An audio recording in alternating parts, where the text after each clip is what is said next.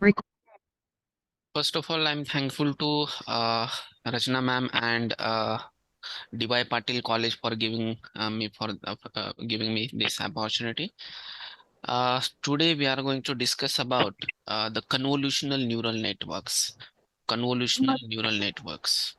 Sorry, sir, to interrupt Yes. you. Our HOD ma'am is also here. Okay. Uh, yeah, her effort is more Yeah. Okay. valuable Yes. actually. Yes. Yes. Yes. Yes, sir. Okay. So I must mention that I'm thankful to Rachna ma'am, coordinators, HODs, and management Yes. of DY Thank Patil you, sir. College. Yeah. Thank Yeah. Thank you. Thank you very much. Okay. So convolutional neural networks. Convolutional neural networks. Now, this is very important topic, guys, from deep learning point of view, because uh, when we develop any AI applications or any deep learning applications, there are major two domains from which we work on the projects. Like one of is computer vision.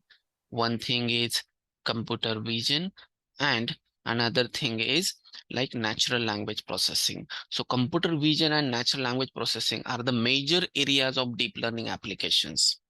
Now, from which this computer vision area is completely based on CNN, convolutional neural networks. You might have heard about OpenCV, you might have heard about autonomous driving car, you might have heard about some apps in our mobile phone like Snapchat. All these applications works on the concept of convolutional neural network. Now, why we call it as convolutional neural networks, or what is mean by CNN? Before that, let me just revise in 2 minutes what is ANN is. What is ANN is? Before starting with CNN, we must know about ANN. That is convolutional neural artificial neural networks. In 2 minutes, I'm going to tell you what is ANN. So we are just going to revise ANN first. So in ANN, what we do have, we are building the neural network. Basically, neural network is like human brain. It is just like a human brain which has like millions of neurons into it, and they communicate with themselves to create like one insightful meaning out of any information they get from the eyes, they get from the skin, they get from the like nose, something like that. So same thing, equivalent to our brain, we are going to build the artificial brain ultimately. We are going to build artificial brain. Artificial brain means it is also like neurons. It is going to have neurons. They are connected to each other and they are going to form to solve one problem in real life. So it is going to have some input and it is going to generate some output. It is have some input and it is going to generate some output. Now, basically, if mathematically, if I want to tell you what is ANN is, so in mathematics or mathematically, we can represent ANN, or we can represent any machine learning model, something like this. Y is equal to f of x. Mathematically, this is how we represent any machine learning model. And I hope you know, like every deep learning or like machine learning algorithm is machine learning only. So it is just the machine learning. Deep learning is also part of machine learning. So any machine learning model or deep learning model, we can represent something like this, where X is input to your system and Y is output of your system. So we can provide any kind of input over here. This function operates on these inputs. Basically, this is what the function which decide how we can operate on the input data, and it is going to generate some output. That is what Y is. Now, this input could be of any form. This could be numbers. It could be numbers.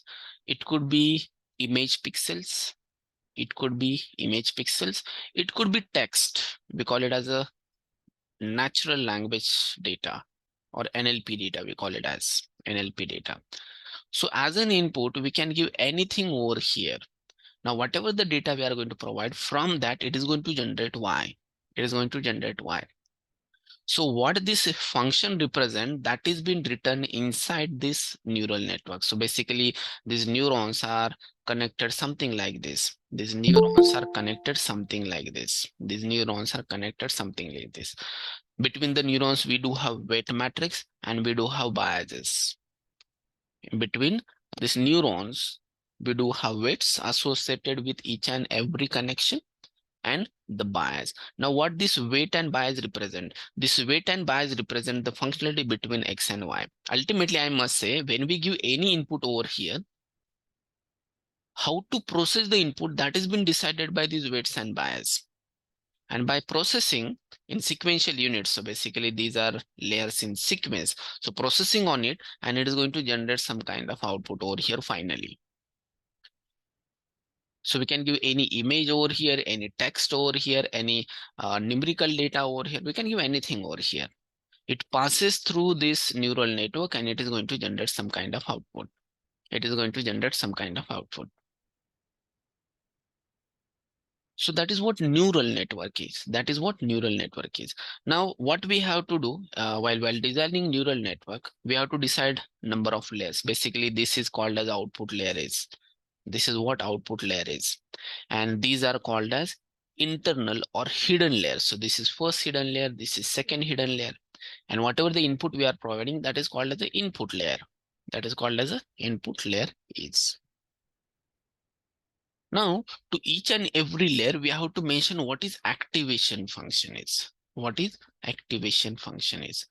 So can you guys tell me some examples of activation functions? Have you heard of any activation functions till now? Sigmoid, Very good. Sigmoid. tanh, Softmax, Tan H, very good. Relu, Relu, very good. Perfect. Licky Relu, Softmax. Relu, Softmax is there. Very good. Perfect. So these are some activation functions we can use in each and every layer. Along with that, we also need to mention loss function for the neural network. Now this loss function we have to like represent for whole network. It is not going to change layer by layer. It is for whole network. So loss functions, what are the examples or like which loss functions you have already heard about? Loss functions. They say we do have Adam. error. No. Adam is optimizer. Adam is optimizer. Mean squared error in case of regression we do have. Then after that we do have binary cross entropy. Binary cross entropy. Then we do have categorical cross entropy. Categorical cross entropy. Something like that. So yes, we do have to set these parameters while designing the neural network. While designing the neural network. Now, we are going to solve three kind of problems. We can solve three kind of problems. One is regression. One is regression. We can solve the problem of regression. Another is classification. In classification, basically, I'm going to make two parts in classification. One is binary classification and another is multi-class classification. Multi-class classification. So basically, what are the problem we are going to solve today that has nothing to do with regression? So we are not going to solve problem of regression. So whatever the problem we are going to solve today is of multi-class classification. What is the problem? I will tell you later on. So we are going to solve multi-class classification problem. Even it is not binary class. Binary means there are two classes to be classified. But we are going to solve the problem of multi-class classification. So in multi-class classification, so let's say we do have 10 classes. So number of classes n is equal to 10. So now we have to decide three parameters. We have to decide three parameters. If you are solving multi-class classification problem where number of classes are 10, so I want answer of three questions. So how many neurons? How many neurons? How many neurons we need in output layer? In output layer. This is what the first question whose answer I want. Second, which activation function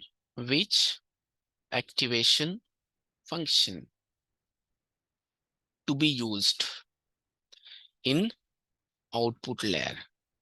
So whatever the output layer we do have, which activation function we need to be used. And third thing, which loss function to be used? Which loss function to be used. Loss function. Loss function is for the whole network. So it is not like a layer. It is for the whole network. Now, can you guys tell me answer of this question? The very first question, how many neurons we need in the output layer? Can anybody tell me? Number of classes are 10. Sir, 10. Yes, very good. That is going to be 10. In multi-class classification, we need, so if we do have n classes, we need n neurons in the output layer. So basically we need 10 neurons in output layer. We need 10 neurons in the output. It is very important, guys, because if you make mistake over here, anyways, you are not going to get the answer. If you make mistake over here, anyways, we are not going to get the answer because it must be like fixed. Number of neurons is equal to number of classes in a classification problem. In case of regression, we need only one neuron. That is sufficient. So something like that. Now, what about activation function in the output layer for the same problem, multi-class classification? Softmax. That is softmax. Very good. That is softmax activation. Now, basically, I hope you know about softmax function. Basically, what it does exactly, what it gives us in sigmoid, what it does, it gives output either 0 or 1. That is what sigmoid does. You know about it. What softmax gives us?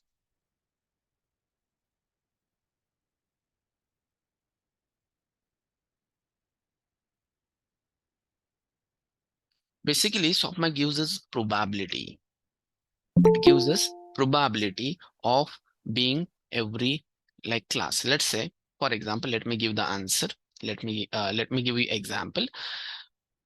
We need to do fruit classification. Let's say we need to do fruit classification, and here we are giving one image over here. That is, let's say, watermelon. This is what watermelon is. So the easiest way to draw the fruit. So that is what watermelon is. So yes, we do have like neural network over here. And let's say we have designed this neural network to classify 3 different fruits. So we do have 3 different neurons in the output layer. In between, we may have any number of neurons. That doesn't matter.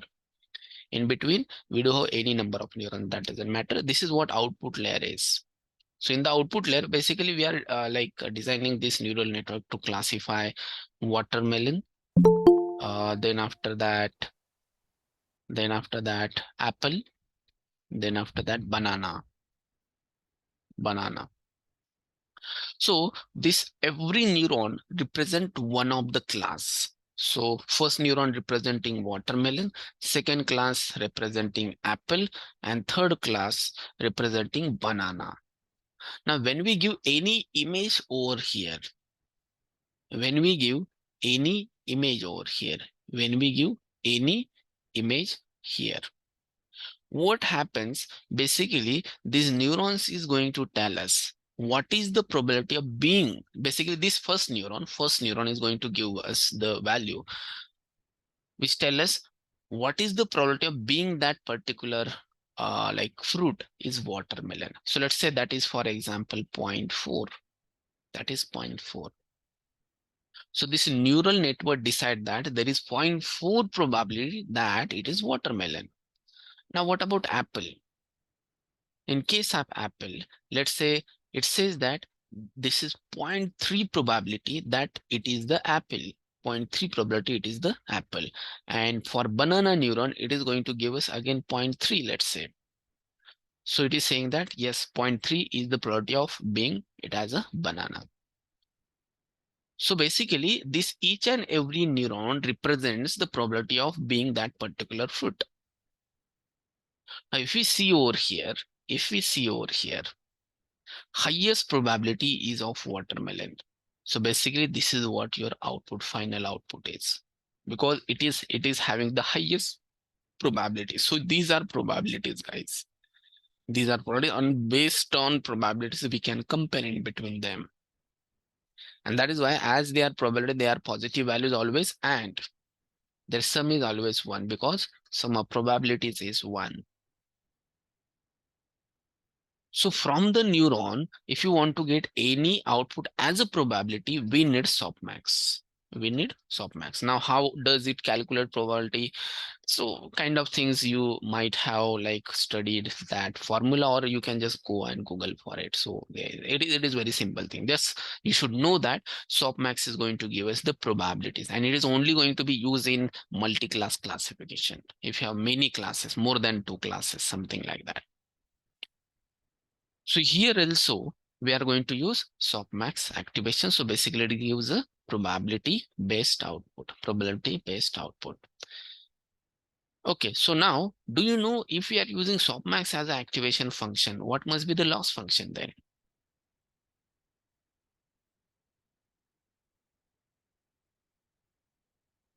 We have 3 options here. I think I have mentioned over here: mean squared error, binary cross entropy, categorical cross entropy.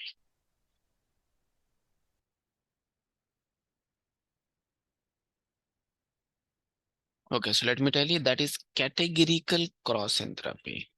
That is categorical cross entropy.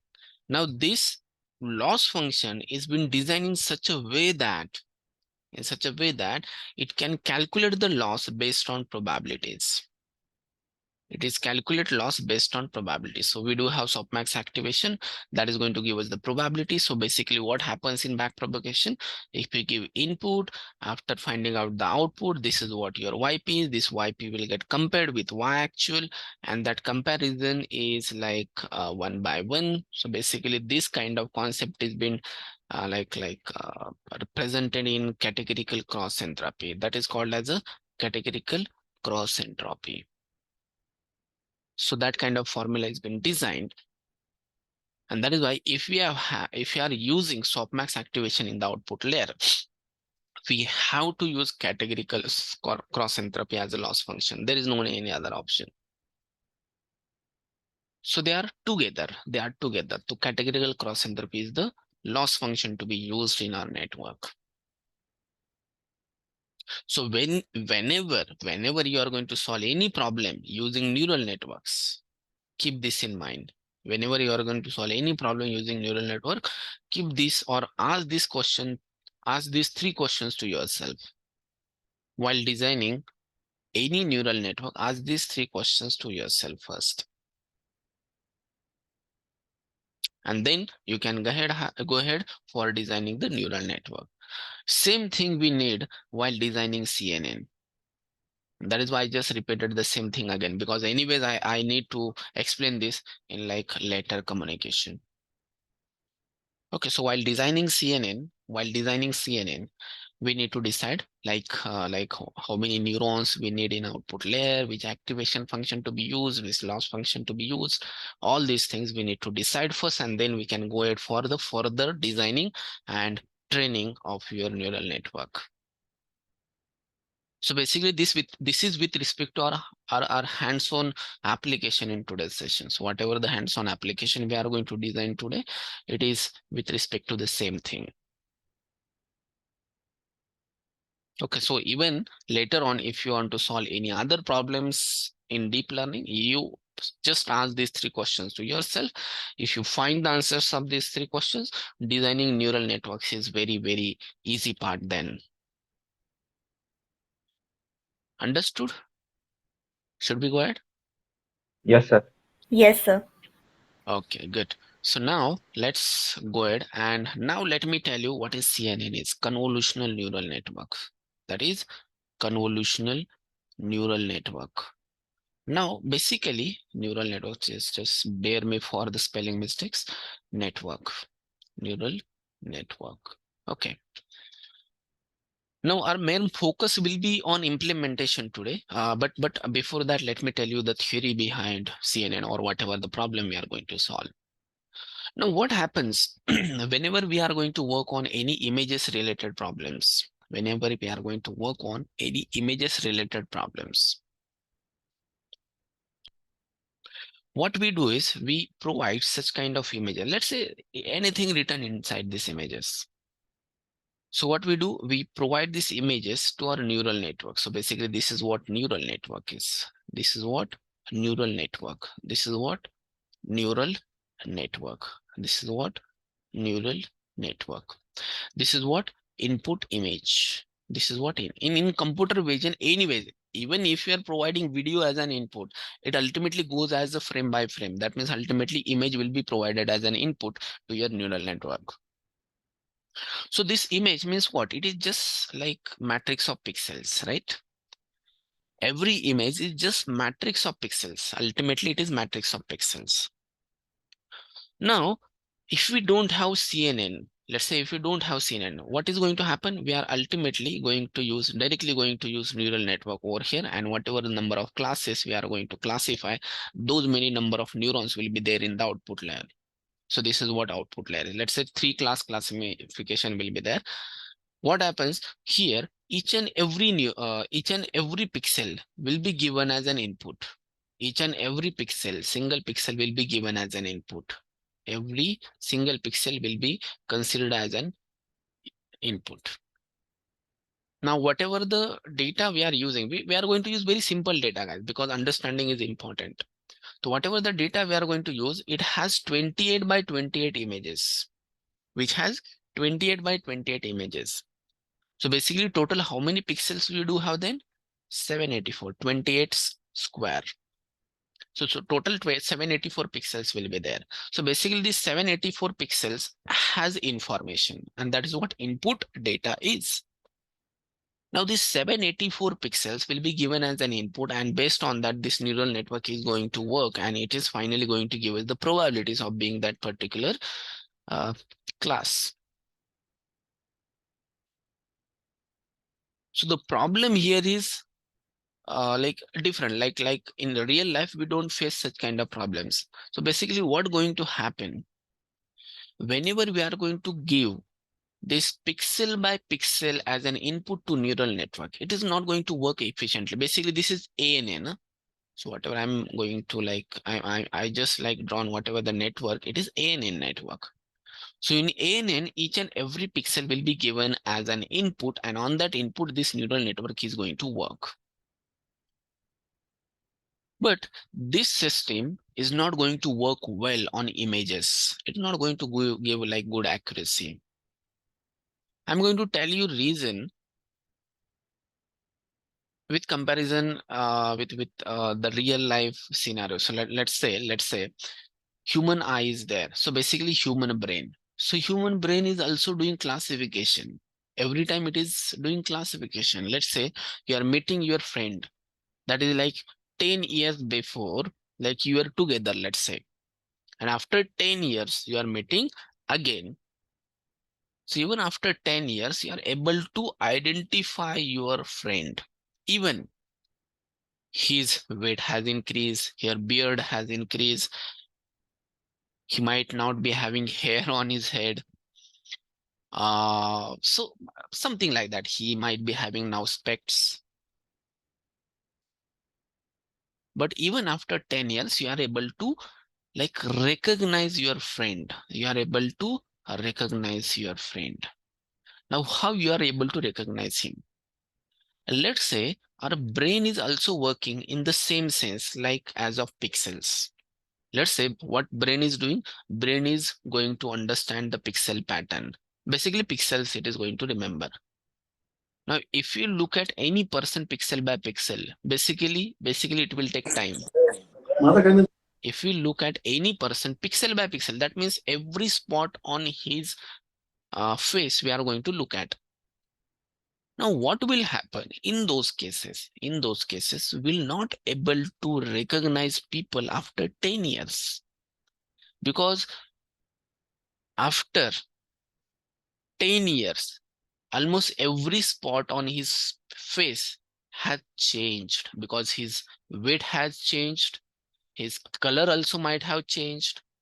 His hairs might have changed. His beard might have changed. So almost everything has been changed on his face. So iska matlab, its pixels are being changed. Pixels on the face has been changed. And if you are designing the system which works on pixel by pixel, definitely it is not going to work. It will say that this is not your friend. This is something, this is somebody else. Because you are looking at your friend's face pixel by pixel. And actually it is not working in real life.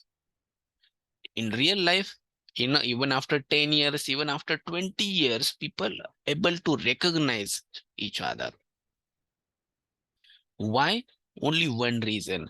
We remember the people face based on the features. Based on the features. Based on the features. Now, what is meant by features? So basically, obviously, you might know features means, let's say, how his nose is, how his chin is. So what is structure of his face in general structure of face? What is his hairstyle is, how his eyes is, that is also important. Through eyes even we can recognize any person. So eyes is very unique, like feature of your body. So using like we remember such kind of features. We remember people based on the features.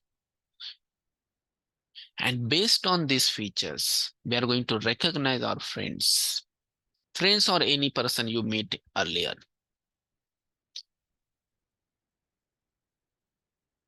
Even we are able to recognize the digits. Let's say you might have seen this is what 4 is. But how do I write 4? I do write 4 something like this. This is very unique way of writing 4.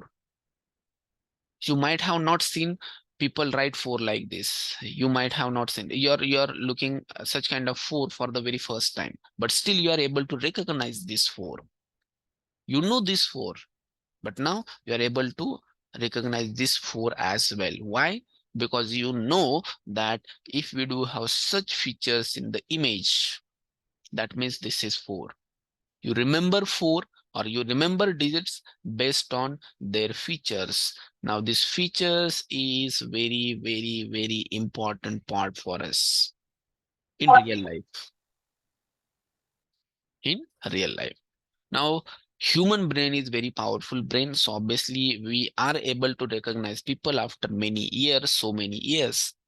Why? Because we look at the person based on their features. We look at any picture based on feature. We never look at pixel by pixel. Now still you are able to see my screen in your laptop, in your mobile phone. You're not looking at the image or at that the screen pixel by pixel. You're not looking at the screen pixel by pixel. What you're doing, you're looking at the screen.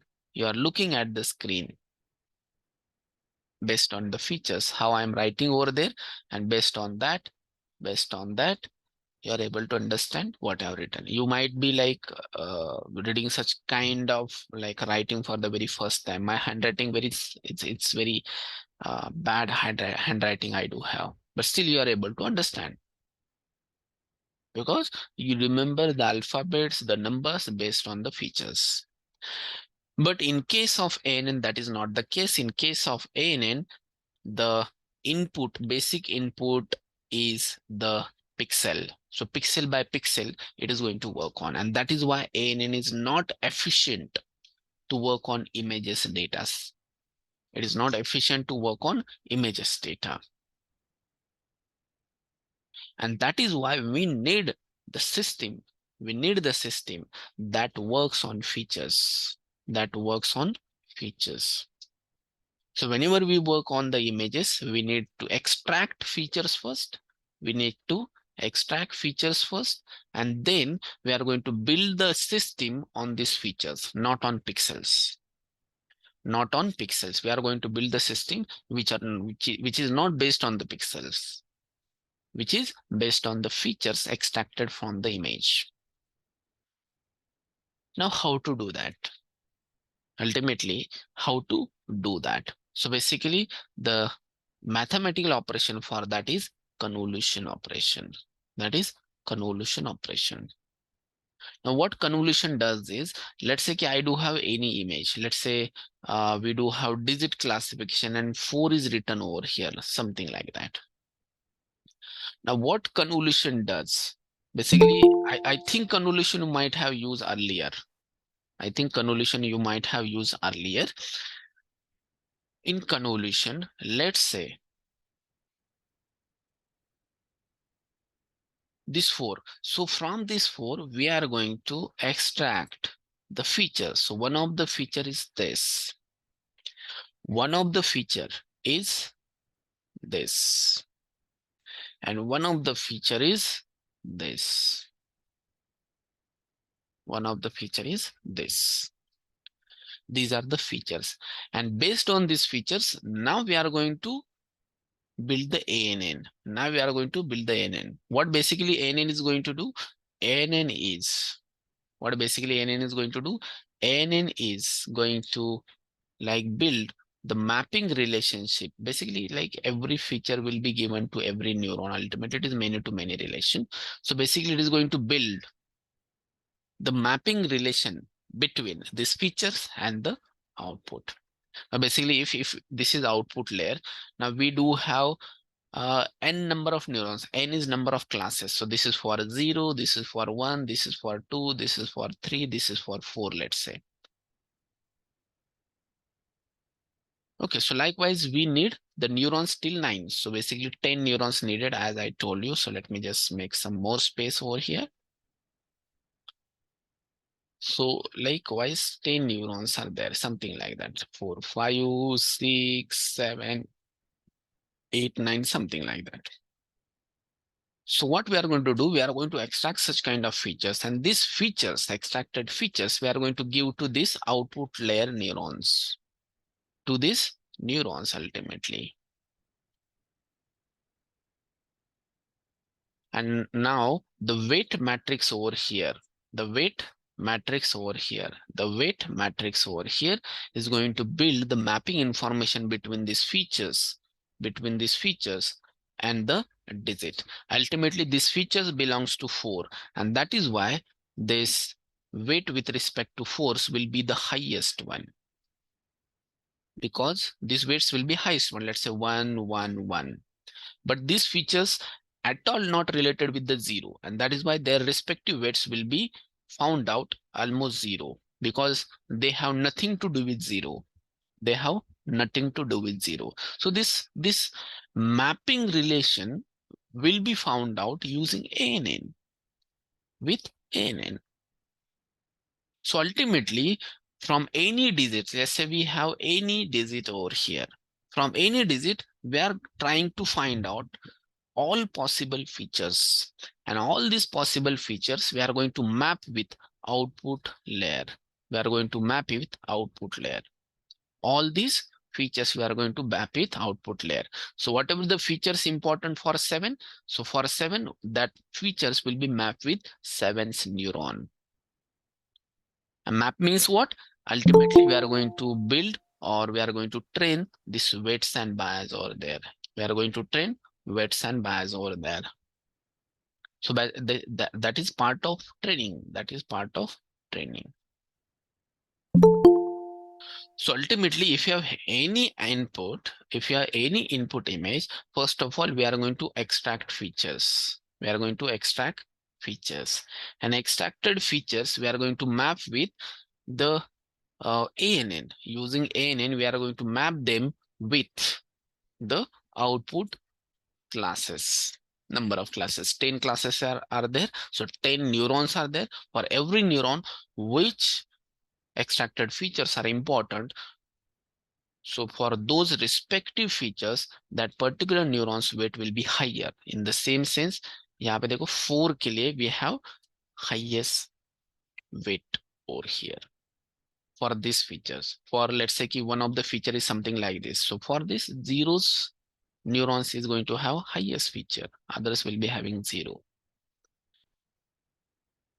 So if we see at the flow, we are going to give input, we are going to extract features from the input, and we are going to build ANN then for mapping information.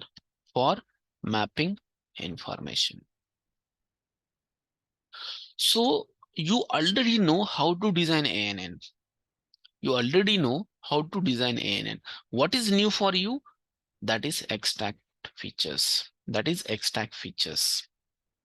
And to extract these features, the mathematical way we do use is convolution operation. That is convolution. You might have used convolution in signal processing. if you have syllabus, if you have subject in syllabus signal processing, this is also used in signal processing to find out the patterns. Convolution is also used in signal processing to find out the patterns. In images, this convolution is used to extract the features. So that is what convolution operation. This is simple mathematical operation or matrix operation, I must say, to extract the features. Now, let me just go to the next slide and let me tell you, let's say we do have one image over here. So this is what one image is there. Now from this image, we are going to extract. From this image, we are going to extract features. Let's say we are going to extract, let's say we are going to extract 32 features, let's say 32 features. So to extract every feature, we need a filter. We need a filter. We need a filter. Now this filter size is in general 3 by 3. Now in general, this filter size is 3 by 3. So this filter tells us what kind of feature you need to extract. Let's say we are using filter something like this, like we do have filter, horizontal filter. Let me tell you, 1 1 1 0 0 0 -1 -1 -1. So this is what horizontal filter. If we do have anything written over here, let's say that is 4 is, and if we apply this filter on this 4, it is going to give you only this output. Only this output. Why? Because it is only going to extract horizontal lines. Horizontal lines. So that is called as a filter. That is called as a filter. Now filter is going to extract this feature. This filter is going to extract this feature. Now ultimately, such kind of 32 features I want to extract. Now 32 means what? One feature is this, one feature is this, one feature is this, one feature is this, one feature is this, one feature is this, something like that. So like that, we do have, or we are going to extract almost 32 features from every image, and then we are going to map it with the output neuron. We are going to see these features mapping to which of the class or which of the digit. So ultimately, we need to extract such kind of 32 features. So for every feature, we need its filter. We need its filter. So that is why we are going to represent over here. Let's say we do have any image over here. We are going to represent that. I want 32 filters. And in general, filter size is 3 by 3. Even you can use 5 by 5. If you are having HD images, you can use 5 by 5 filter. 5 by 5 matlab this matrix size. Now, right now it is 3 by 3 in general. So we are going to use 3 by 3 filter. We are going to use 3 by 3 filter. So ultimately what we are going to get is, from these images, this 32 extracted features we are going to get. 32 extracted features. So from these images, whatever extracted features we are going to get, so these are the features. Now sometimes what happens, whatever the 32 features we have extracted in the first go, these are very simple features like this, like this, like this, like this. These are very basic features. But let's say I want the feature something like this. This one, then this one, then this one. So these are some advanced features than basic feature. Basic features are just like lines. But we want some advanced features. So what we have to do, we have to again do convolution on these features. So extracted features, again we are going to do apply convolution. So from features, again it is going to extract the features. So basically it is combination of features. Basically it is combination.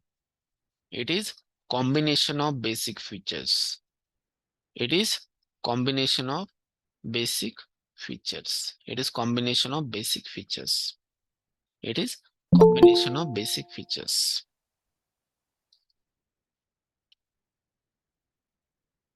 Combination of basic features.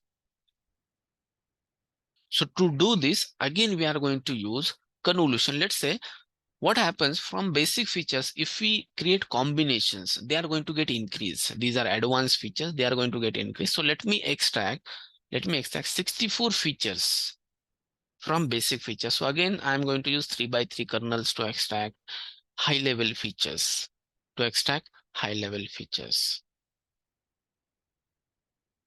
to extract high level features.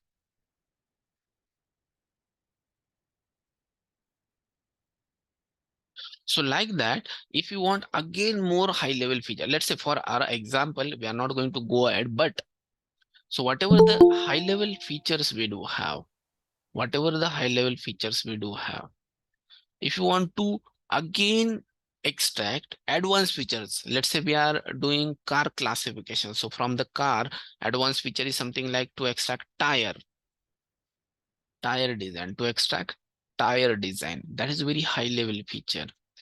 We want to extract steering design. So that is again high level feature. We are going to extract the bonnet design, car's bonnet design. Okay, so that is what car's bonnet design. So these are very high level features. So these are basic features. These are some advanced features, and these are more advanced features. So if you want more advanced features in case of like real life problems, like car classification is there, or let's say things like fruit classification is there, or crop classification is there. In that case, we need more advanced features.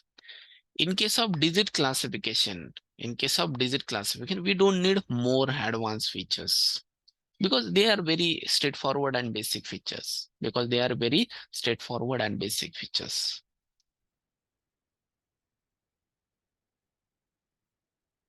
So to do this, we need convolution mathematical operation. That is what convolution is.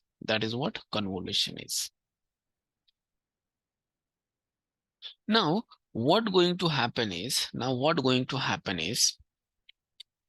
whatever the features we have extracted, if we use every feature for building ANN ahead, because later on, after extracting the features, we are going to use ANN. So if we are using every feature, this ANN is going to be very complex. Complex means it is going to be like very heavy then.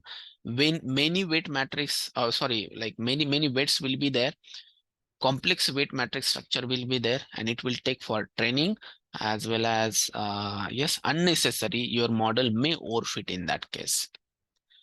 In real life as well,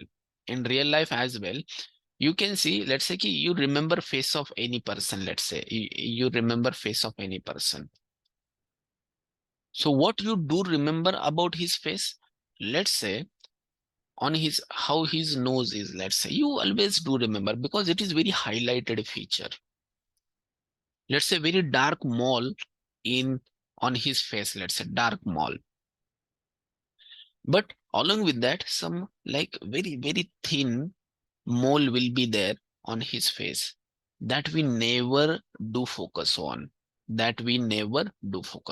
What we focus on? We focus on major features that are like majorly highlighted. So these are called as highlighted features.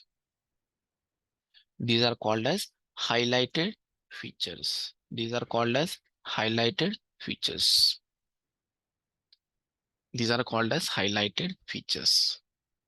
So we only need to focus on this highlighted feature, not on this less highlighted feature, because generally classification doesn't happen on this small part of your facing. It is based on highlighted features only.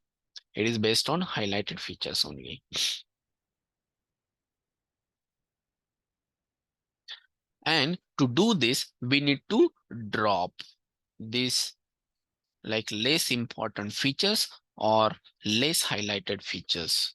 And to drop this, we have a concept that is called as a pooling. Pooling means what? Basically, we call it as a max pooling. That means maximum highlighted features we are going to pull out of the image.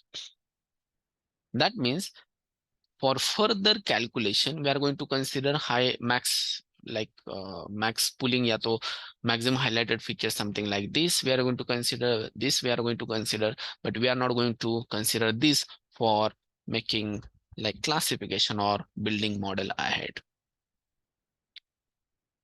Ultimately, this is data loss. But if we consider these small features on the face, your model may get complex. And whenever it is going to get more complex, there are chances of being that model as overfitted model. As it gets more and more complex, there are chances of getting it overfitted. So basically, we try to avoid such kind of things. We try to make our models simple.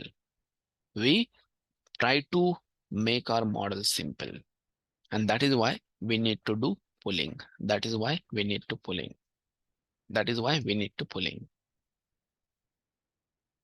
So ultimately, this pooling and this feature extraction, we are going to go or do one by one. That means what? Let's say we do have any image over here. From this image, we are going to extract features first. So these are, let's say, extracted features. From these extracted features, we are going to pull only like highlighted features. Let's say this is only highlighted features. From these highlighted features, again, we are going to extract high level features. Now these are high level features. Now after extracting high level features, again we are going to pull only highlighted features from that.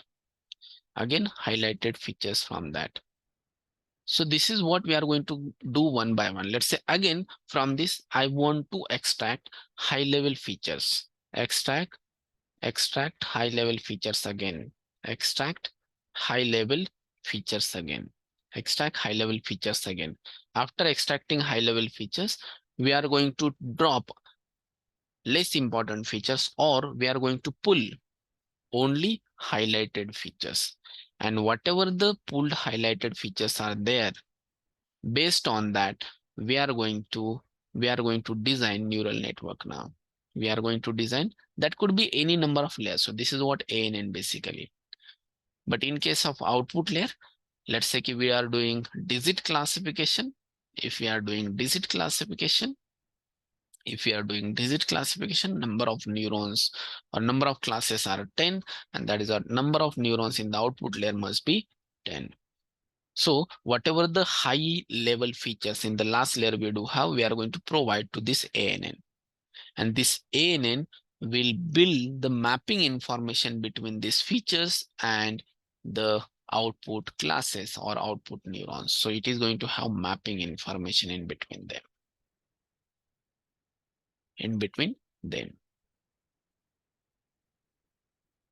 So this is what flow is. So what is the flow is? We do have original image here. So that is what 4, let's say we have written over here. Now we are going to extract basic features. This we have extracted, this we have extracted, this we have extracted. Many other features might have also extracted. From that, only important are being kept. Then again, from this, we are going to extract high level feature. Let's say this is one high level feature and this is another feature.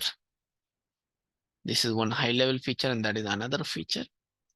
Then after that, after pulling, we are going to keep only high level. So let's say this is one high level and this is one high level feature. We don't have many high level features. That is why I'm just like keeping as it is.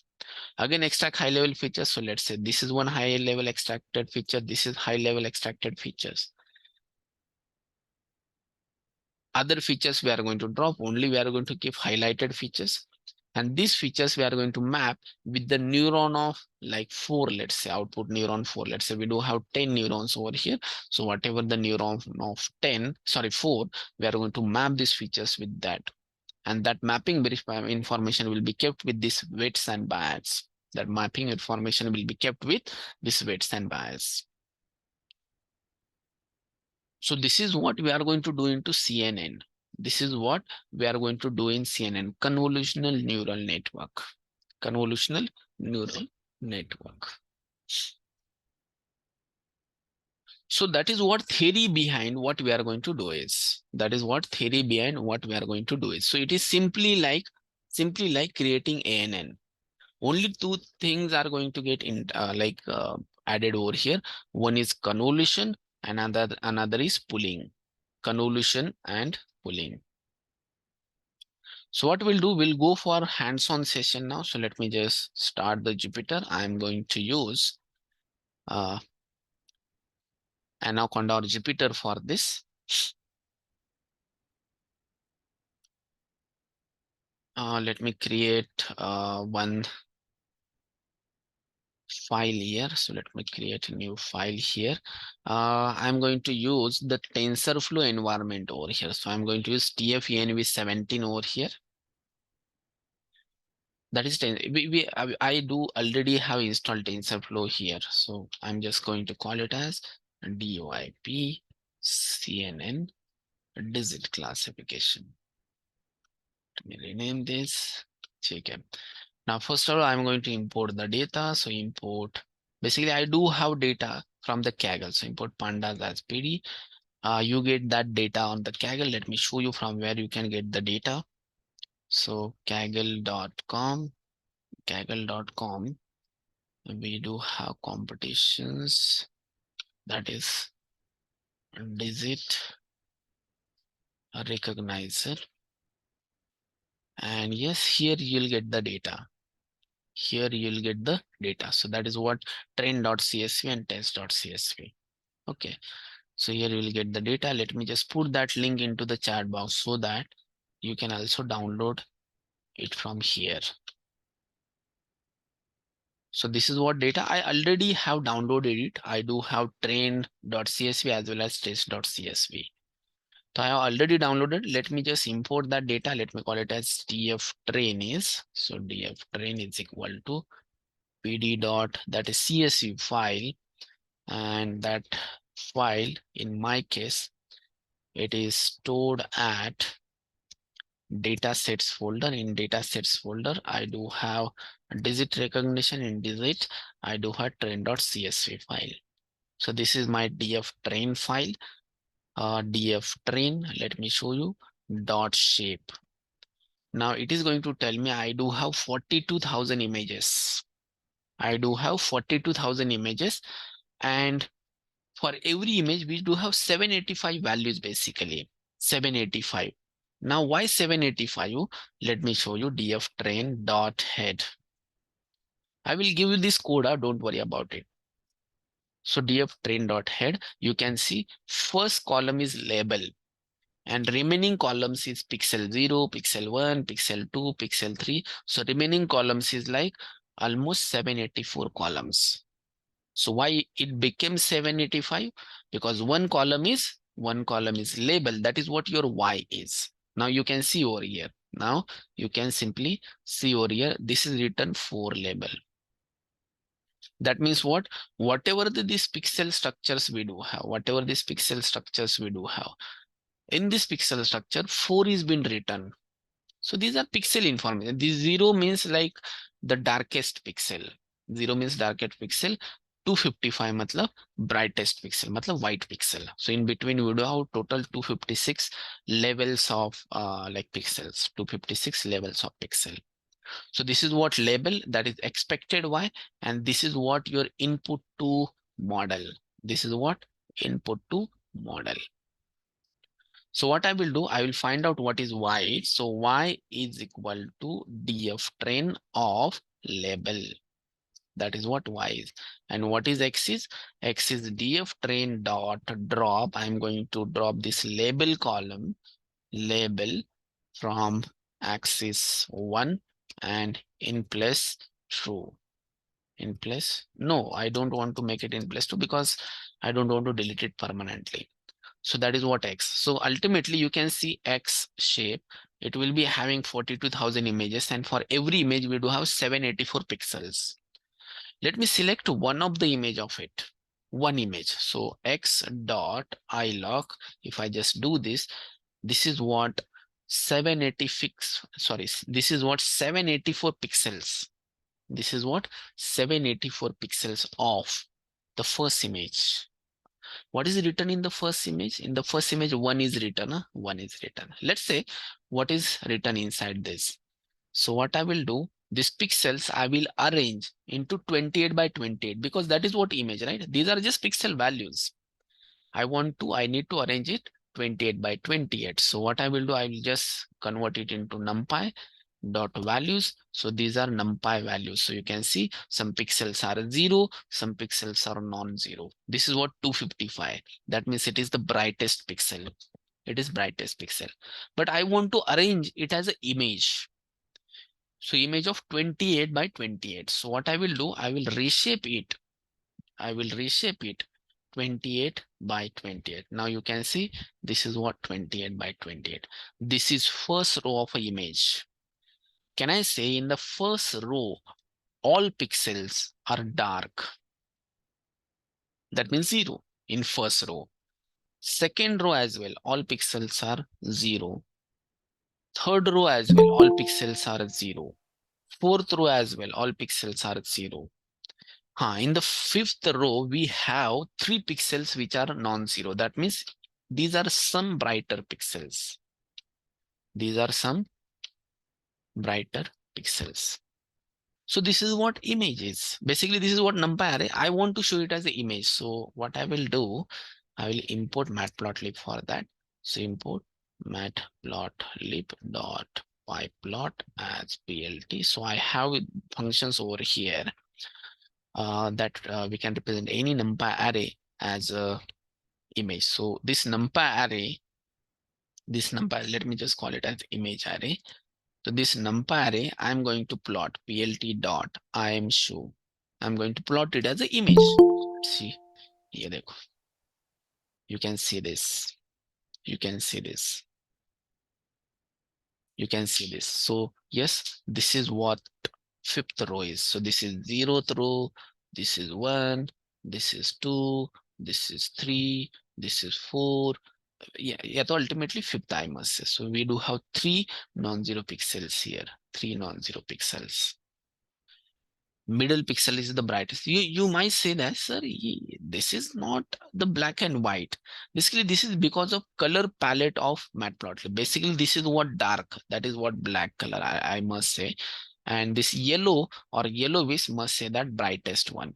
Okay, so this is just because of color palette of the Matplotlib.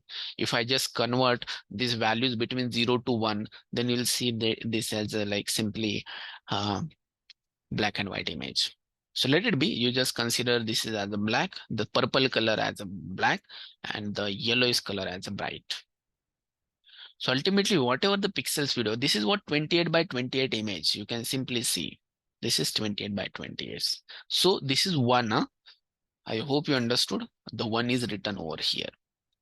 Let me show you another image. You can see index 3 image, index 3. In index 3 image, what is written? 4 is written. Index 3. Let's see whether it is 4 or not. So I'm just going to change the 3. Index 3 I'm going to take. Let's see what it looks like. Yes, what is this? This is 4. So that means they have like rightly labeled data basically. They have given like right labels over here. Let me have index 1. Let me check index 1. Index 1. So at index 1, yes, it is 0. At index 1, it is 0. At index 1, it is 0. You can see this is 0 label. So like that, you can just play with this and you can check with any image and what is written inside that image. You can check like manually as well. Now this X is going to have data into it. This X is going to have data into it. Now this X has the data. This X has the data. If I just show you head, or I hope you have seen, this X has the values ranging from 0 to 255. So I want to make it ranging from 0 to 1. 0 to 255. This pixel range is from 0 to 255. I want to make it from 0 to 1. So if there is 255, I will make it as 1. If there is 0, it will be 0 only. How we can make it? X is equal to X divided by 255. So for every value of X, I'm going to divide by 255 ultimately. So it will make it on the range of 0 to 1. Can anybody tell me why I'm doing so? What we call it as? Normalization. Yes, very good. That is normalization. Or even we call it as a scaling. Very good. That is normalization. And why we need normalization or scaling? In training algorithm, we are using backpropagation. So backpropagation matlab ultimately gradient descent. So if you are using gradient descent, so we need scale data. Otherwise, it will take infinite time to get converged. Okay, so if you are using gradient descent, it must get scaled down. Okay, so let me do it. X is equal to X divided by 255. Now, one thing is there. If I show you X dot shape, X dot shape. This is 42,000 images by 784. Now this shape, if I'm going to provide it to CNN, if I'm going to give it to CNN, we have to give it as every image, we have to give it as 3-dimensional numpy array. Every image has a 3D numpy array. I need to give every 3D numpy, every image has 3D numpy array. Means what? One image is having 784 pixel. We need to convert it into height, width, and number of channels. So here only one channel we do have. Now channels means what? Basically, in case of colored images, we do have 3 channels, that is R, G, B. If we have colored images, basically these are not colored images, this is black and white. If we have colored images, then we do have 3 channels. These are 3 channels. But right now we don't have colored images. So only one channel is there.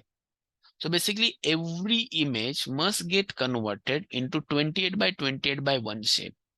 Into 28 by 28 by 1 shape. How many such kind of images we do have? 42,000. So 42,000 images, every image into 28 by 28 by 1. This is actually the images. This 784 is not image. It is just like set of pixels. This is just like set of pixels. It is just like set of pixels. Actually, image is this. This is what actual shape of image. Height, width, and number of channels. For black and white image, number of channel is only 1.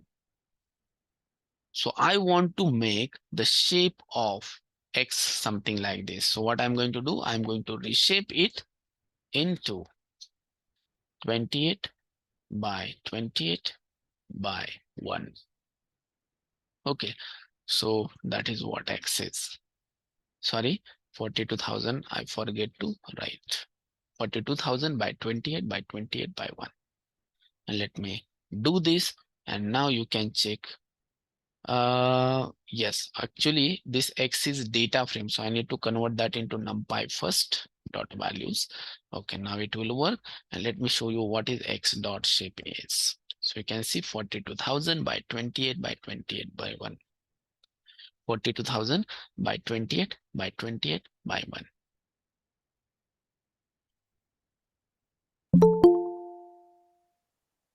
Okay, so this is we need to do. This is we need to do. This is we need to do.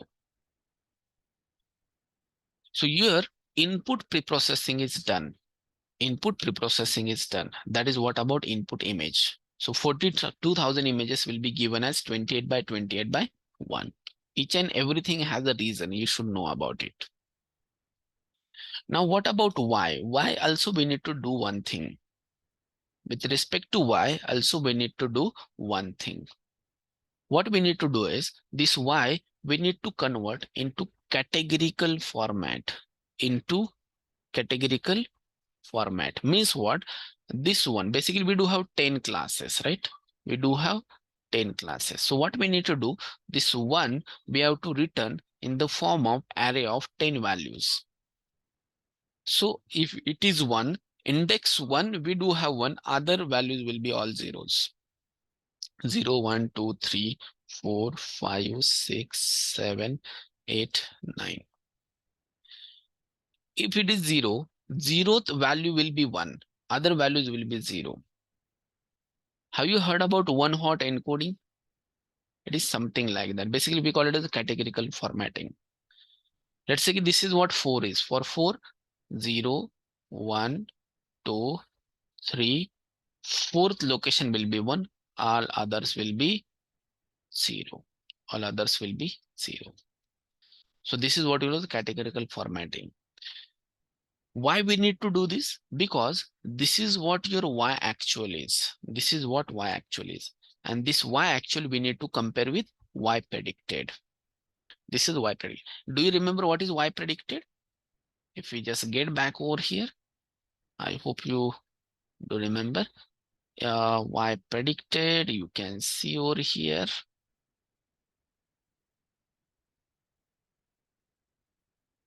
You can see y predicted are probabilities.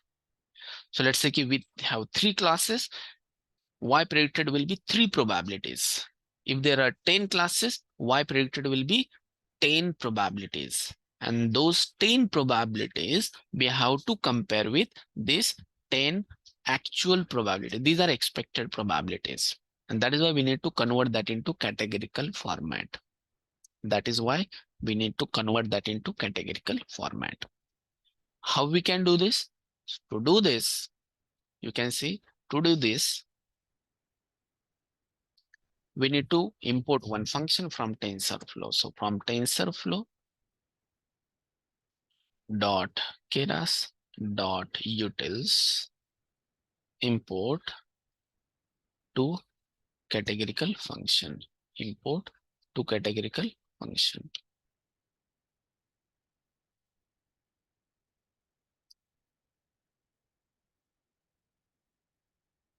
Tensor, okay, flow f.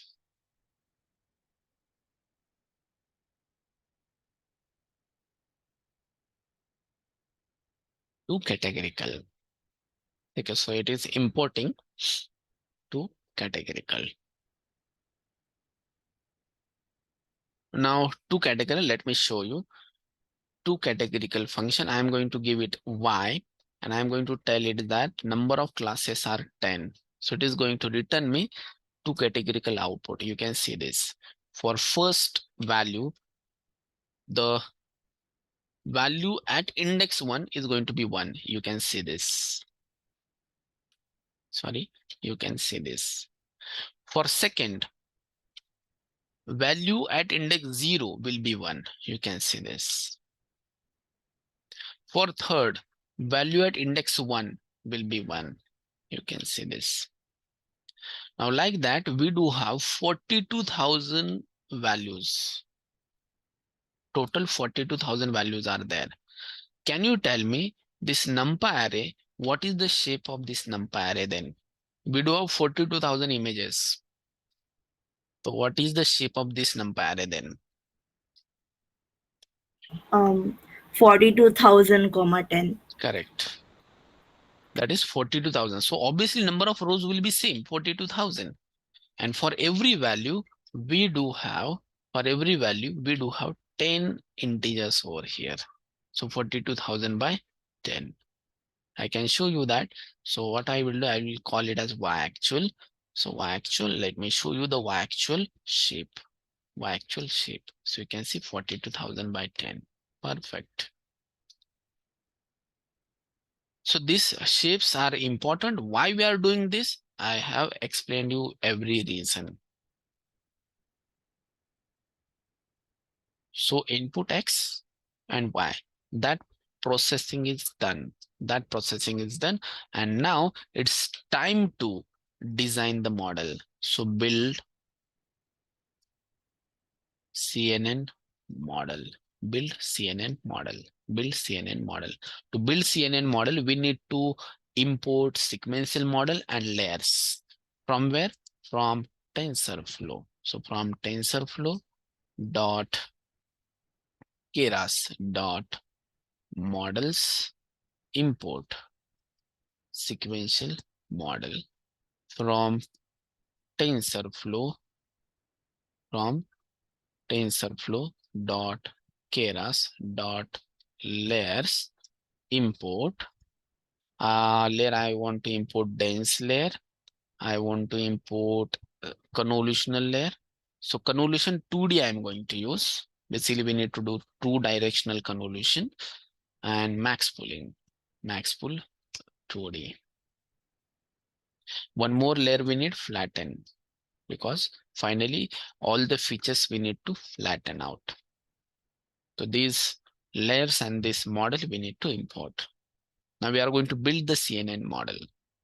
Now CNN model structure will be something like this. First convolutional layer, pulling layer, convolution, pulling, and then we are going to use dense layer. Okay, so you'll also get to know how we can extract high level features. So what we can do, we can have here model equal to initially empty model we have to define. So model is equal to sequential. In this model, we are going to add many layers. So first layer we are going to add is convolutional layer. So convolution 2D layer. In convolution 2D layer, we need to mention how many features to be extracted. So let me just extract some basic features. 16 basic features I'm going to extract. Okay, and in this convolution layer, also we do have activation. So here I'm going to use activation as ReLU activation. Okay, so this is what convolution layer we have added. After convolution, we need to add max pull layer. Here we don't need to mention anything. It is 2x2 pulling by default. Means from 2x2 matrix, we are going to extract only one value. From 4 values, we are going to take only one value. So this is what max pulling is. So basically what we are going to do, we are going to have such kind of 3 layers.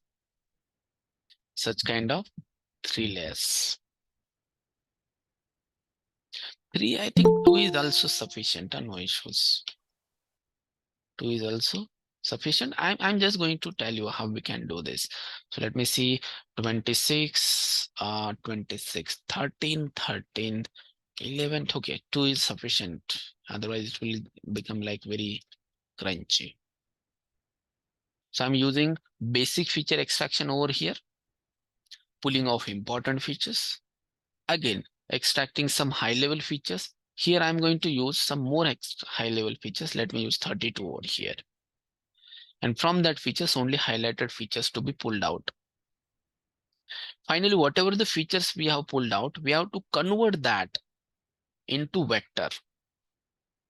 And to convert that into vector, we need to add flatten layer. So flatten, what it does, this is basically 3D objects. This convolution, this pulling, this convolution, this pulling, it is going to give us 3D objects. But we have to convert that into vector. And once we convert that into vector, then we can pass that vector to our ANN. Now in ANN, this further layer ANN, basically ANN means dense layer. I hope you have used it.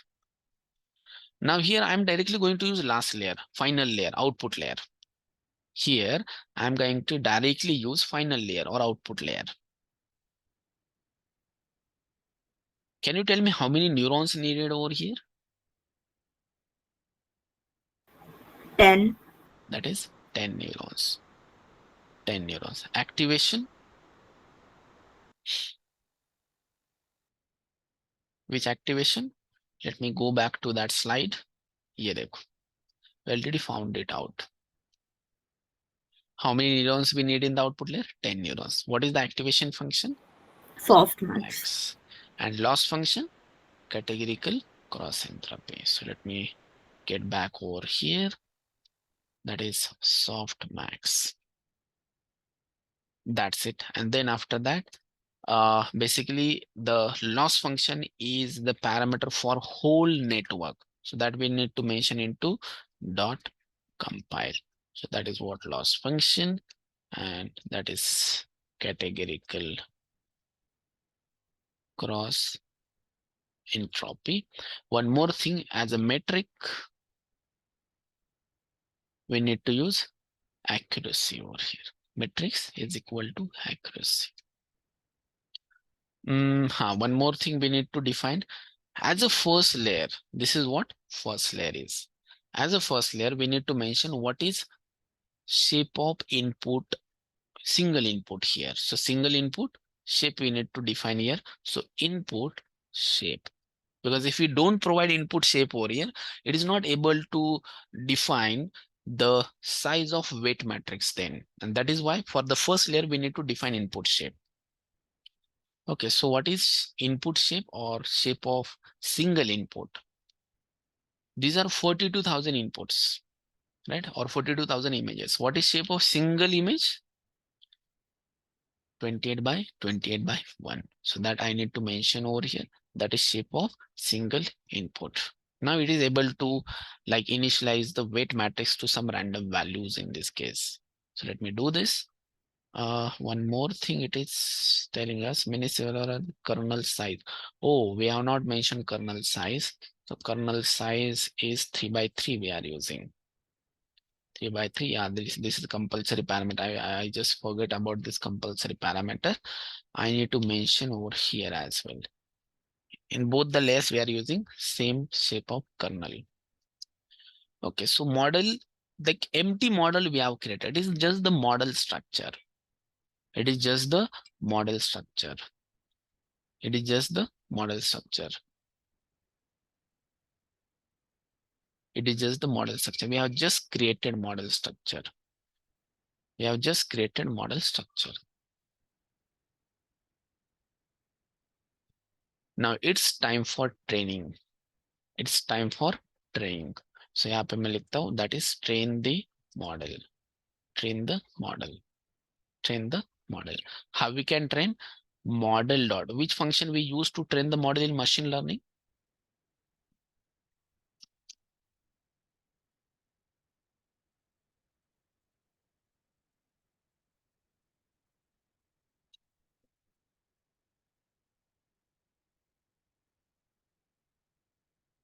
Train. No, model dot. In machine learning or even in ANN, which function we use to train the model? Which function? Model dot.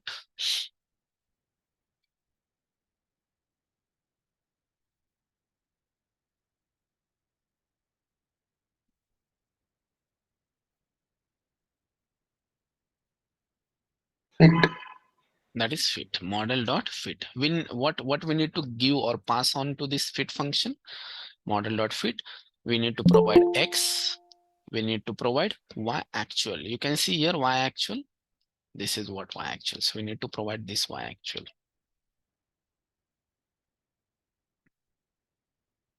So Y actual. Here also we need to mention the batch size. Same like here ANN. So batch size I'm going to provide here 42,000, but 64 batch size I'm using. Number of epochs. So I think epochs. Let me use some 20 epochs. Let me use 20 epochs. Let's see what happens. Let me start the training. We'll just keep an eye on the loss. Loss must get decreased. Loss must get decreased. Accuracy must get increased. This accuracy is training accuracy, guys. This is training accuracy. This is training accuracy. In the first epoch, we are getting almost 91% accuracy. In second epoch, we got 97% accuracy. Okay. But yes, loss is still decreasing. Loss is still decreasing.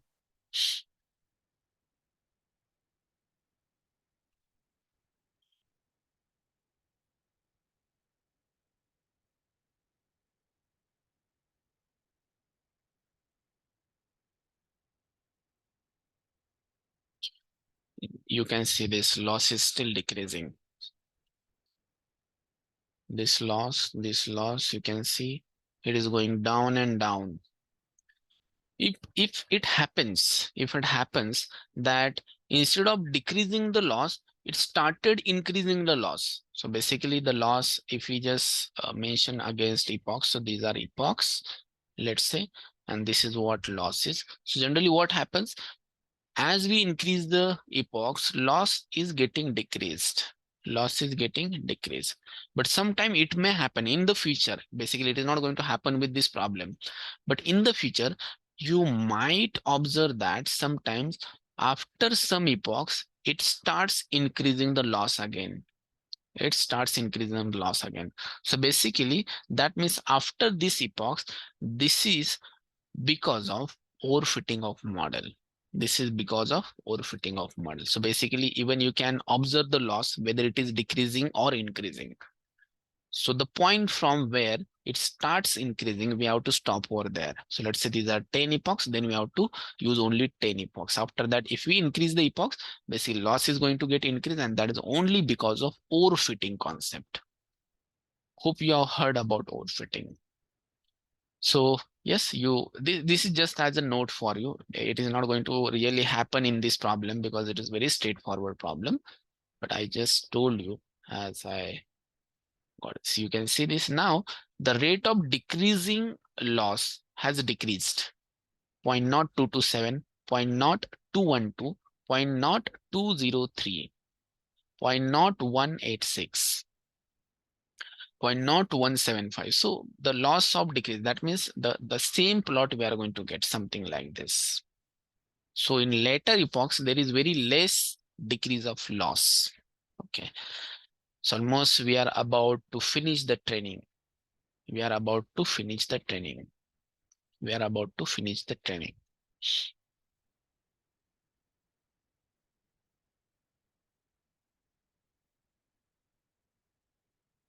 Okay.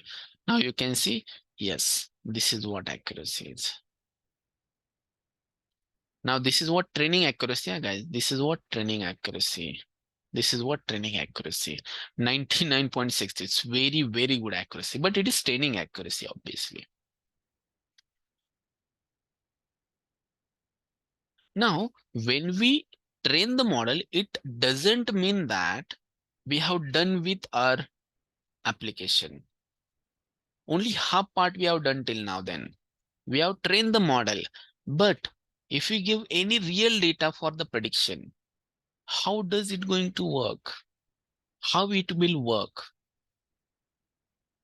So basically, we need to design an API. In this case, we'll design a function to predict the digit inside any given image.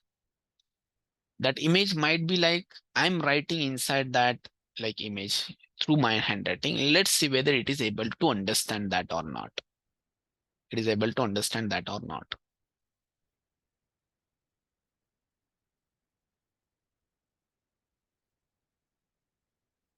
So what I will do, I'll take some images, training images only, and I'll try to make the function which can predict on that images. Yeah, so I'll just show you some steps how we can predict on the given images. So let's say this is what X is, or you can just see this is what like a df train is from df train let me show you any random location or any random image I'm going to have. So dot log, let's say 56. Now this is what the image is, df train of dot I log 56 number image. I don't know what was inside this image, but they are saying that 2 is written inside this image. Now what we'll do, I will give this pixels data to our model. And I'll ask our model to predict what is written inside this image. So we know that inside this image 2 is written. So basically expected output kya hai? Expected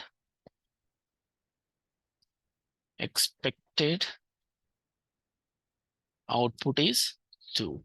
Let's see what happens. So now what I'll do, I'll just convert that into numpy array. So dot values. So we can see now this is what pixel information. First two is not the part of pixels. So what I will do, I'll just ignore the first value and later on the values I'm going to consider. So these are all remaining values. Basically, this is what input image is. Now I must convert that into the same shape as of your input image. I'm going to convert that into the same shape as of your input size. So what was the input size? You can see input shape, that is 28 by 28 by 1. And the input whole object is of size 42,000 by 28 by 28 by 1. 42,000 by 28 by 28 by 1. Now, whatever the right now image I'm having, that is 2, I think is written inside that image, let's say. So what I will do have, for the single image, I'm going to make predictions. So instead of having 42,000 by 28 by 28 by 1, what I need to mention over here, in this image, I'm having only one image, right? So instead of 42,000, I'm going to write here 1. So one image of 28 by 28 by 1. This must be the shape now while predicting the output. This is very important, guys, because generally we don't understand why we are making this kind of shape. Okay, so model.predict. Whenever we are going to pass object for model.predict, we need to convert that into this shape. Why this is so? Because at the training time shape was like 4D. Actually, along with number of images, it becomes 4D. The image is 3D numpy array, but along with number of images, it becomes 4D. Now, while giving the data for prediction, it also must be in 4D. But each and everything has meaning. These last three values must be same. Why? Because it is shape of single image. So this must be same shape of single image. The only thing is that right now we are predicting on single image. So that is why it must be 1. So what is expected shape?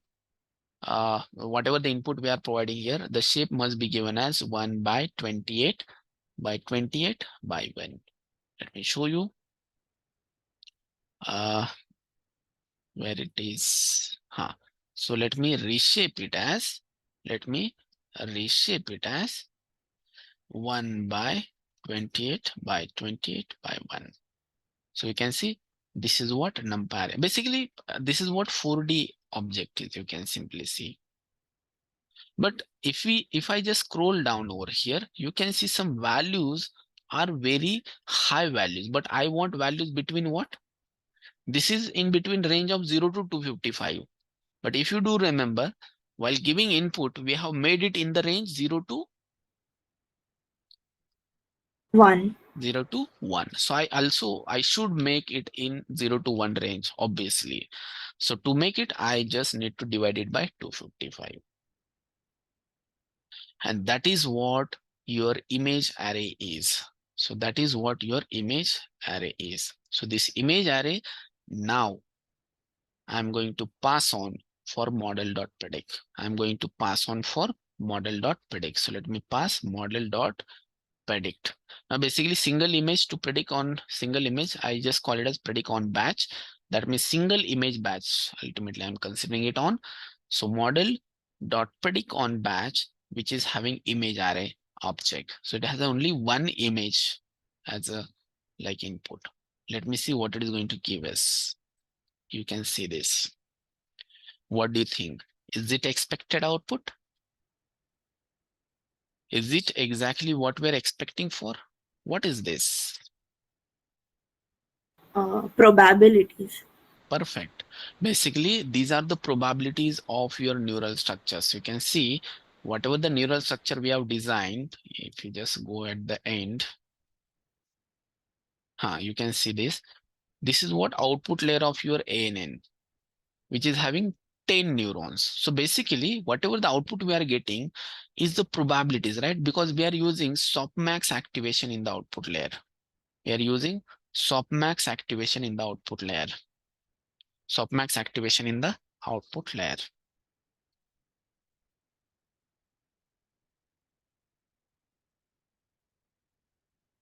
So we are going to get 10 probabilities over here. 10 probabilities. 10 probabilities. So you can see these are 10 probabilities. Now how you can read it out? Now you can see this E minus 12. It means that 10 to the power minus 12. Can I say that this is very, very small number? It is very small number. 1.03 into 10 to the power minus 12. Very small number. This is also very small number. What about this? 9.99 into 10 to the power minus 1 means what is this? What is this number is? Can I say that this is 0.99? 0.99. If you just compare with others, can I say that this is the maximum probability? Am I right, guys? Yes, sir. Now, what is this probability is for? Try to understand what is this probability is for. So this probability is for, let me just design one thing over here. So you can see how many neurons we do have? 10 neurons. First neuron, second neuron, third, fourth, fifth, likewise. So for first neuron, it has given this number. This is the number, like very small number. That is 1.03 into 10 to the power minus 12. For second neuron, this is the value. That is 4.01 into 10 to the power minus 13. Third neuron, this is what that neuron, it is basically 0.99. So likewise, for every neuron, we do have probability. Now for maximum probability, this third neuron is there, and third neuron is for what? First is for 0, second is for 1, and third one is for 2, 3, 4, something like that. So can I say ki we do have maximum probability for 2, for being it as a 2? Can I say so? Maximum probability for being 2. How we can find that out? To find that out, what we can do, from this array, we need the index of maximum value. So for that purpose, we do have one function, that is argmax function. So you can see that is 2. That is 2. That is 2. Even we can check for some initial images. So for 0th image, first image, what was inside the image? I think 1 tha na, kya tha? First image. For 0th index, it is 1. Second ke liye 0. Fir se 1, 4, 0. Even we can predict them as well. So that is 0 for it should predict 1. Correct. It is predicting 1. For next image, that is 1 image. It is predicting 0. Yes, it is predicting 0. Correct. For next image, that is index 2, it must predict 1. You can see it is predicting 1. For next image 3, sorry, 3 index, it must predict it as 4. Let's see, it is predicted as 4. Means can I say that whatever we have written inside the image, it is predicting perfect values. It is predicting perfect values. But that is about the image that are already in the data set. This is about the images that are already in the data set. It is also not ultimately what we are expecting for. It is not complete project. Complete project is when we provide our own images to the model and let's see what model is going to predicting out.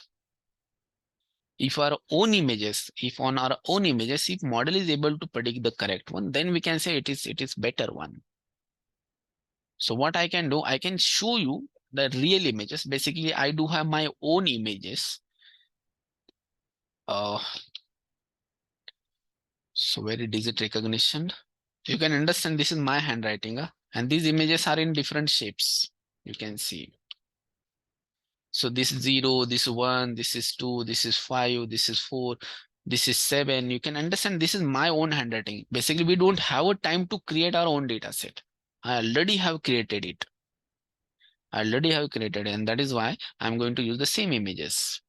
But these images are of different size.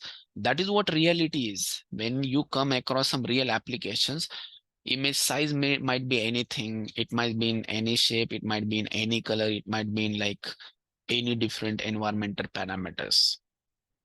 But yes, this is what real data is. Now you can see this is what I have stored into datasets folder again. Datasets folder, digit recognition, and my images. What I'm going to do, I'm going to read this image one by one and predict on these images now. That means I must say we are going to predict on real data. Make predictions on real data. That is important. That is important. And for that purpose, what we are going to do, we are going to read the data from,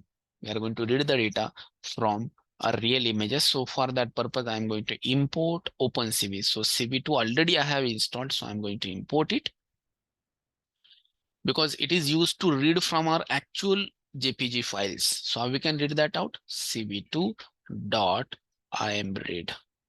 Here I need to give the path of image. So path of image is dataset. Dataset may digit recognition, and in digit recognition we do have my images. In my images we do have almost this 20 images. So let me just read any random image. Let's say we want to read any. Let's say I want to read 4.jpg. I want to read it as a grayscale image or black and white image. I'm going to provide here parameter 0 for that purpose. Okay, so let me just call it as my image. So my image is this. Now if I show you my image dot shape, you can see this. My image dot shape. You can see this 54 by 57.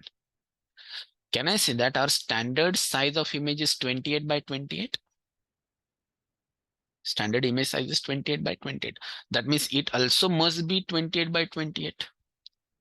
It also must be 28 by 28. So how we can do change its size? We are changing size, not a shape. Changing size. To make changes in the size, what I am going to do is CV2, we do have one resize function. And here we are going to resize my image by 28 by 28. And now let me show you my image dot shape. Now you can see now it became 28 by 28. Basically, this is image processing function. Resizing image is image processing without losing information. If I show you my image, you can see this. These are the values inside my image. You can see this. Some values are zeros, some values are closer to 255. Can I say that we also need to make it closer to 1? We also need to keep it or make it closer to 1, 0 to 1 basically in the range. What should I do this? How should I do this? Divide by 255. Now you can see the values. Now these are in between 0 to 1. You can see this. Now these values are between 0 to 1. You can see this. This is 0.99, something like that. So it is between 0 to 1. In the same way as we have real data. Another thing is that we can't directly give it for the prediction. Why? Because I want to make it in the shape of this. This is what the shape we are going to make it. So my image, I'm going to reshape it as, we are going to reshape it as this shape. I hope you do remember why we have made it 1 here, because right now also I'm predicting only single image at a time. Right now also I'm predicting on a single image. My image dot reshape 1, 28 by 28 by 1. And now I'm going to use predict on that image, and let's see what it is going to tell us. I hope you do remember model.predict that my image I'm going to give. So my image I need to give here, my image. dot argmax. So basically I want the index of maximum probability over here. And let's see what it tells us. You can see I'm providing 4.jpg. Basically 4.jpg is what it is. Basically I have given, yeah, this is what 4.jpg. What is written inside 4.jpg? That is 4 only. In 4.jpg, it is written 4. So if you see my image names, so basically image names contains the label. So if I'm providing 6.jpg, I'm providing 6.jpg, it means that inside that image, actually 6 is there. 4.jpg, actually inside that image, 4 is there. So it means that whatever 4 I have written, it has predicted it successfully. It has predicted it successfully. Likewise, let me check for 7.jpg, 7.jpg. You can see for 7, it has predicted it as 2. That is wrong prediction, right? It is wrong prediction. Let me check for 3.jpg, let's say 3.jpg. Now for 3, it has predicted right correctly. For 3, it has predicted correctly. So what I will do, I'll create standard function as I told you. So I'll just create it as a standard function. So let me create it as a standard function. So I'm just going to name the function as define get digit from the image, get digit. Here I'm going to pass the path of the file, path. I just call it as file name. File name. I'll just call it as file name. And here what I'm going to do, file name, I'm going to concatenate with this. So I'm going to write here plus file name.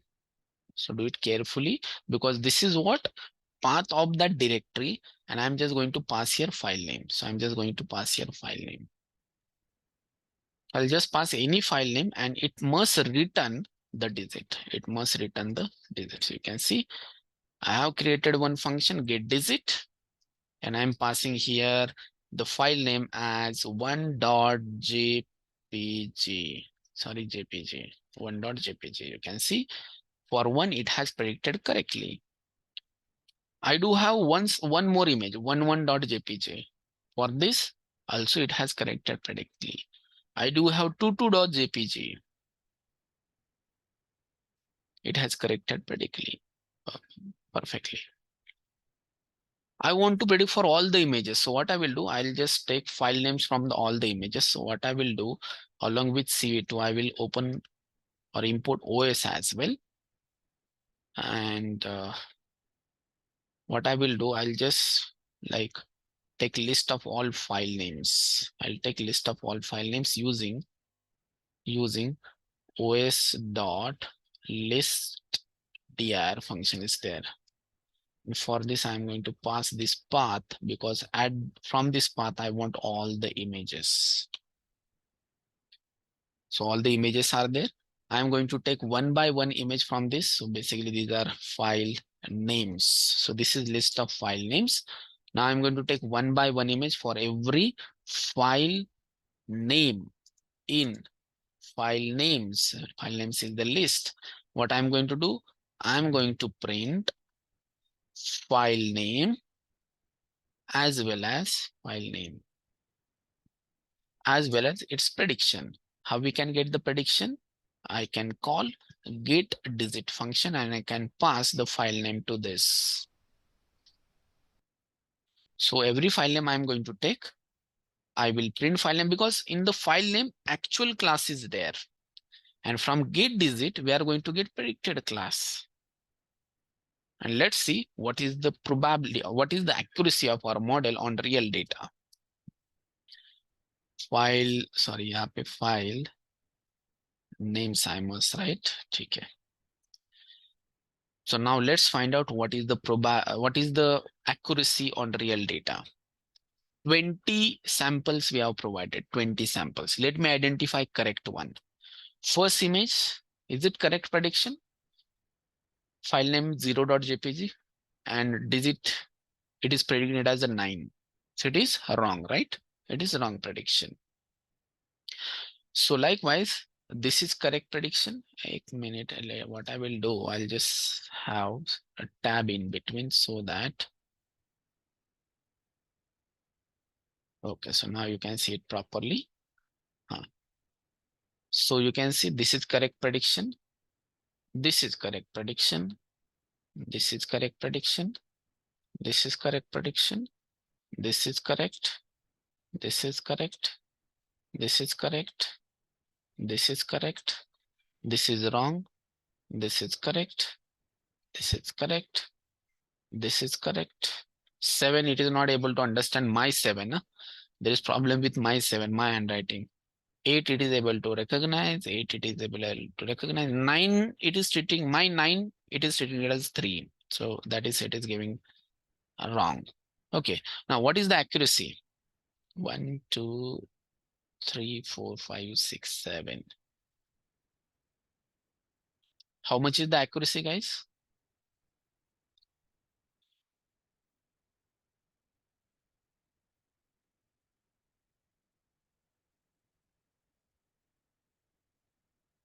Out of 20, how many are correct?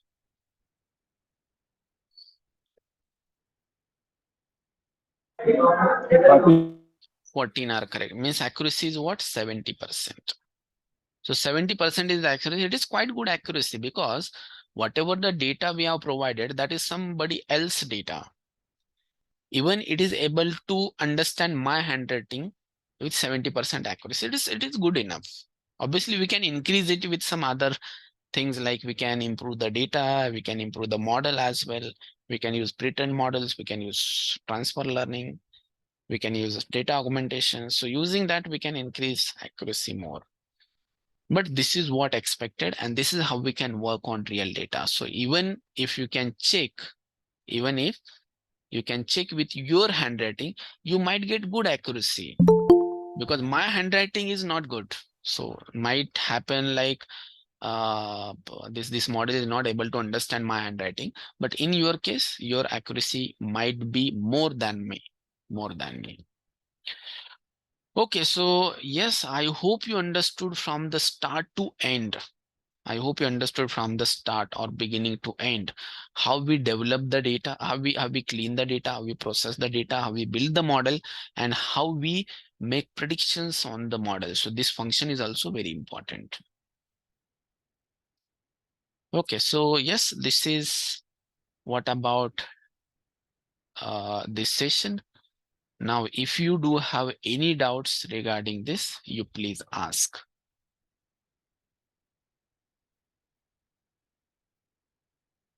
If you have any doubts, please ask.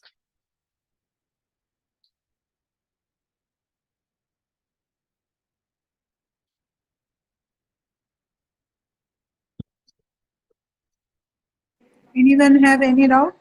Please ask.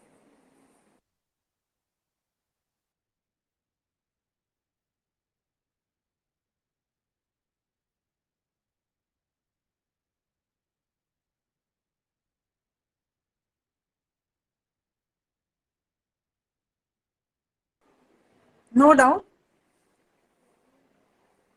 No, ma'am, no doubt. Yes. No, ma'am.